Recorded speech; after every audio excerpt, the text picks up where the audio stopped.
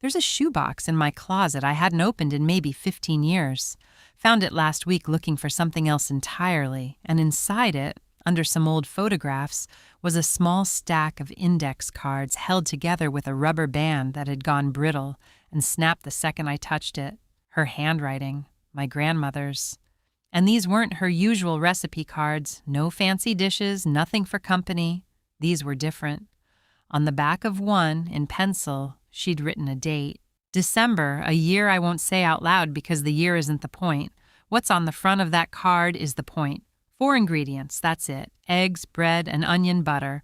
No measurements, no instructions really, just a list, like she was reminding herself what she had, not what to do with it. I sat on my closet floor for a long time with that card in my hand, because I suddenly remembered exactly which December that was.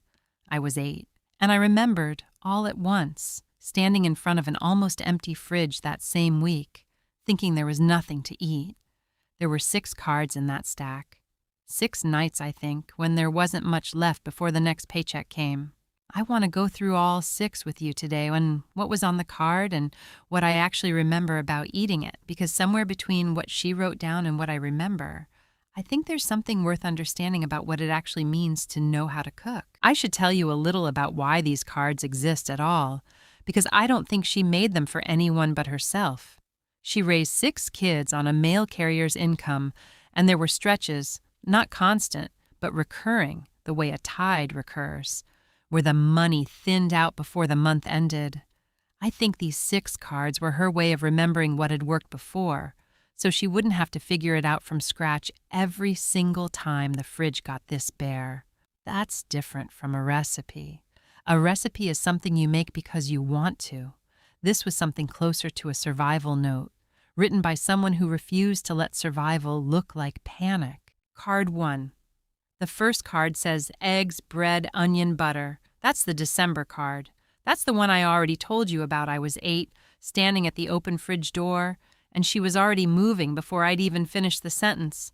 There's nothing to eat. Diced onion, softened slow in the last scrape of butter. Torn bread, not cubed, tossed in to catch whatever fat was left in the pan. Eggs beaten and poured over the top, folded until set. I remember the taste more clearly than I remember most dinners from that entire year, not because it was fancy, because of how sure she seemed, making something out of what looked to an 8-year-old like nothing at all. Card 2. Second card just says bones, bonnie freezer bag. No other ingredients listed because she didn't need to write down what was already sitting in the freezer, gathered over weeks. Chicken carcasses, vegetable ends, onion skins, all of it saved instead of thrown away. On nights like this one, that bag went into a pot, covered in water, and simmered for hours while she did the rest of the day's work around it. By evening, that was soup. Some nights with a potato added, if there was one. Some nights just the broth itself salted, with whatever bread was left to go alongside it. I didn't understand until I was much older that what she was making, quite literally, was dinner out of things most kitchens throw directly in the trash. Card 3. Third card is the shortest one in the whole stack. One word, potatoes. Sliced thin, fried slow in leftover fat from the night before, salted well.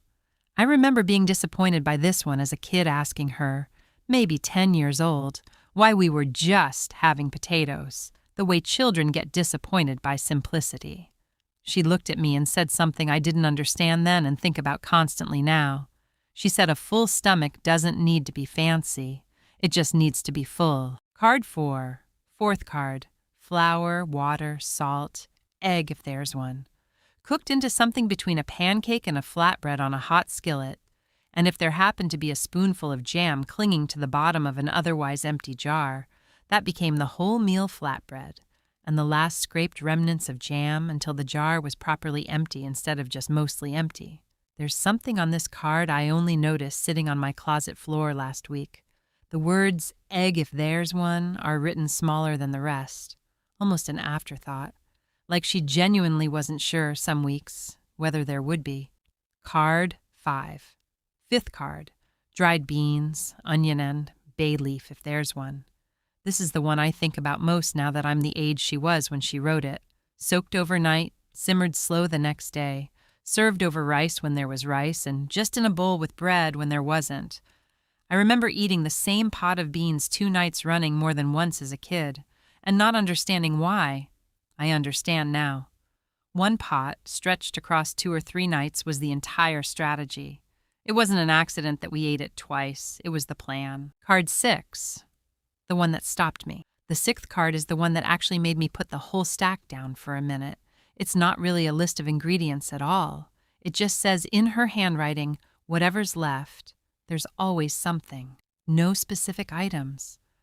Like on this particular night, whatever December this was, there genuinely wasn't much of a pattern to follow, just her looking at whatever remained and deciding, out of habit and stubbornness, that it would become dinner regardless.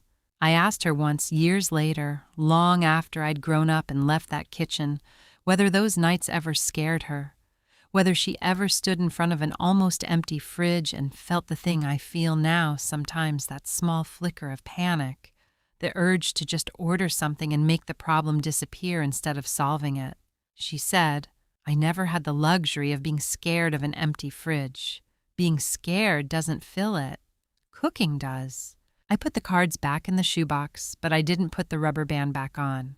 I think I'm going to keep them somewhere I can actually see them now, instead of in a closet I forget exists. I'm not going to pretend I've fully learned what these 6 cards were trying to teach me. There are still nights I look at a thin pantry and reach for my phone instead of a pan because I have an option she never really had. But holding that card with eggs, bread, onion, butter, written in her handwriting, remembering the exact taste of that December dinner, it changed something in how I think about the words, there's nothing to eat. There's almost always something. It just doesn't look like a meal yet until someone decides it is one. If someone in your life had a version of this index cards, a memory, a way of turning almost nothing into dinner, I'd genuinely love to hear about it below. I think this is exactly the kind of knowledge we're at risk of losing, and I'd like this channel to be a small place where we hold on to it. Thank you for sitting through this one with me.